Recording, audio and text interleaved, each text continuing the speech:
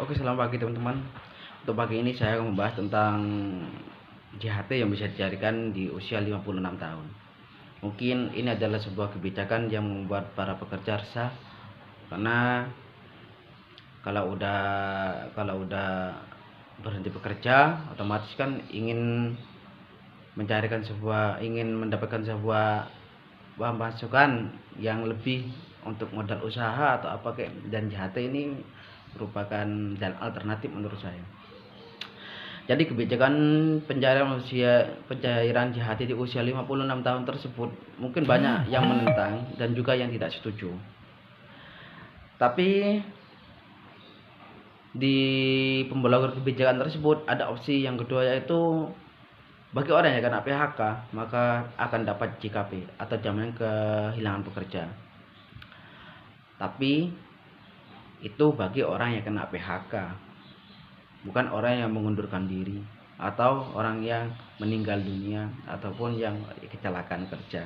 Mungkin dalam kecelakaan kerja bisa di cover sama BPJS atau santunan atau apa, atau meninggal dunia. Tapi kalau ya untuk kehilangan pekerja atau yang mengundurkan diri, itu tidak masuk dalam kriteria manfaat. Dalam kriteria manfaat untuk mendapatkan JKP.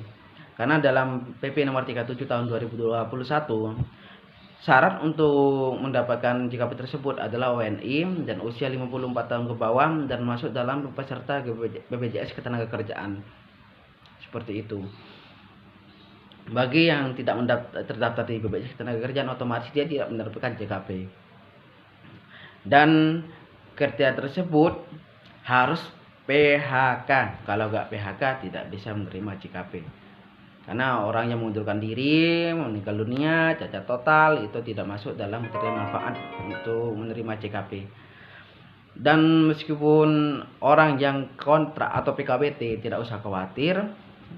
Mungkin yang kontrak 1 tahun, 2 tahun, 3 tahun itu tidak meskipun tidak dalam kategori JKP, dia tetap dapat uang pesangon atau uang kompensasi yang diatur dalam PP nomor 35 tahun 2021. Seperti itu. Oh ya, satu tambahan lagi untuk kriteria yang tidak menerima manfaat JKP tersebut, yaitu pekerja kontrak. Seperti itu. Karena untuk pekerja kontrak itu kan masuk dalam kategori yang termasuk penunjang atau pekerjaan yang bersifat tidak menentu atau bersifat musiman yang diatur dalam PP nomor 35 tahun 2021 tentang pekerjaan apa saja yang bisa dikontrak atau di PKWT-kan. Seperti itu. Tapi kalau orang yang pekerja tetap atau yang punya posisi tetap di perusahaan terus dia resign, ya notabene atau otomatis dia tidak mendapatkan kompensasi JKP atau tidak bisa mencairkan JHT. Seperti itu. Ya kalau untuk saat mengundurkan diri atau resign, dia udah punya tabungan dari gaji gak apa-apa. Tapi kalau dia resign karena mengikuti nafsunya sendiri dan tidak punya loncatan, otomatis ya udah dia akan nganggur dalam 1 bulan dan 2 bulan tidak ada pemasukan. Seperti itu. Apalagi kalau untuk resignnya itu tidak memenuhi unsur peraturan di perusahaan seperti pemberitahuan 1 bulan sebelumnya. Seperti itu. Kalau di usia 30 tahun ke bawah, dia masih dalam kategori usia produktif lah. Dia masih ada kesempatan untuk mencari pekerjaan sebelum pekerjaan lagi.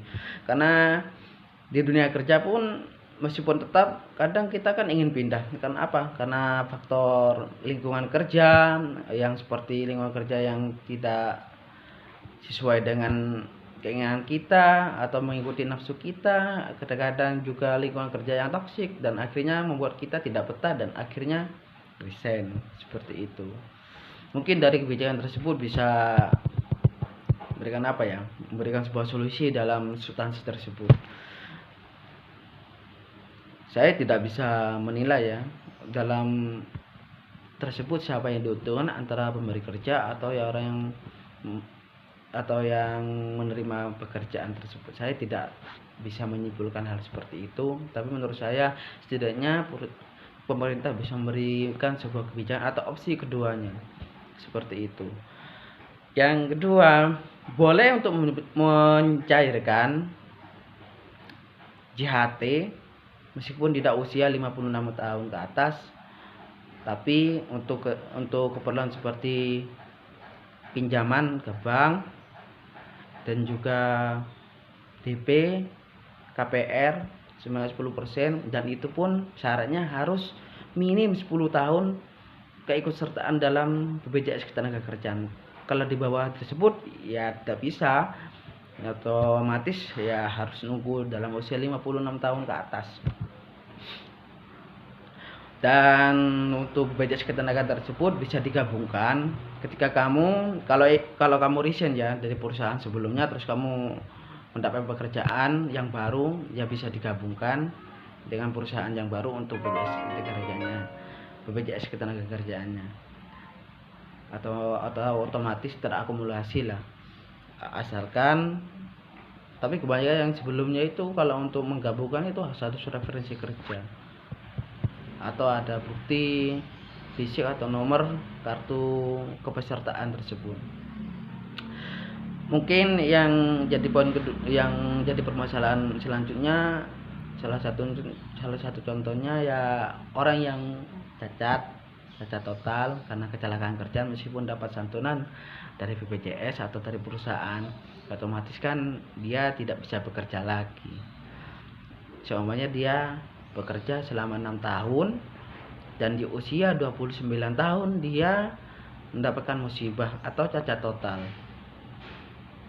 otomatis kan dia tidak bisa mencarikan BPJS, tidak bisa mencarikan JHT-nya karena tidak memenuhi unsur atau kriteria untuk mencarikan tersebut, karena harus di usia 56 tahun ke atas. Kalau seperti itu emang bener lah mendapatkan jaminan seperti uang pesangon atau apa dari perusahaan, tapi kan dia juga butuh pemasukan lagi atau lebih, siapa tahu dia buat biaya anaknya atau untuk biaya usahanya, kan banyak lagi sih. Kalau tidak bisa dicari otomatis kan kasihan lah, dia di usia 29 tahun sampai 56 tahun, nunggu berapa tahun itu bro sampai habis itu. Ya siapa tahu dalam untuk uang pesangonnya untuk uang pesangon dari perusahaan atau dari BPJS dalam kecelakaan tersebut buat kehidupan sehari-hari untuk selanjutnya. Terus yang kedua, untuk JHT-nya tersebut bisa dicairkan di usia tersebut karena ada faktor karena dia dapat musibah atau apa, seharusnya dikasih keringan tersebut untuk membiayai yang kehidupan sehari-hari atau ingin membuka usaha seperti itu. Oke, kalau untuk ada pertanyaan lagi silakan di komen di bawah kolom komen channel saya. Insya Allah saya bisa jawab, insya Allah saya akan jawab untuk video selanjutnya. Dan mohon maaf apabila jika ada penyampaian yang kurang jelas ataupun ada penyampaian yang kurang berkenan di hati Anda, saya ucapkan mohon maaf yang sebesar-besarnya. Kurang lebihnya saya ucapkan terima kasih.